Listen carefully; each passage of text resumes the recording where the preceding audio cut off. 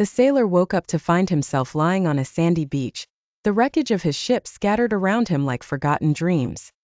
His head throbbed and his clothes were torn, salt-crusted, and heavy. The initial shock of his predicament washed over him like the relentless waves, an acute sense of disbelief that soon gave way to panic. Alone and far from civilization, he was marooned on a remote, uninhabited island with nothing but the clothes on his back and the hope that he could survive. For days he scavenged along the shoreline, piecing together what he could from the destroyed vessel, a few tools, a half-empty water canister, and some tattered sails.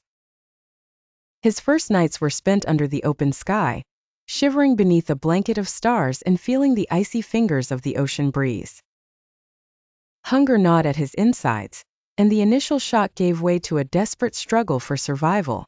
He learned to forage for food, discovering the bitter taste of wild berries and the gratifying reward of a freshly caught fish speared in a tide pool. His hands became rough and calloused, his muscles aching from the unaccustomed labor of building a shelter from bamboo and palm fronds. Days turned into weeks, and he began to adapt to his new life. The rhythm of the island began to dictate his daily routine, finding food, maintaining his shelter, and keeping a wary eye on the skies for any passing ships. Loneliness settled over him like an old cloak, heavy and suffocating. He often found himself talking aloud, his voice the only sound that broke the monotonous silence. But within that loneliness, he found a certain resilience.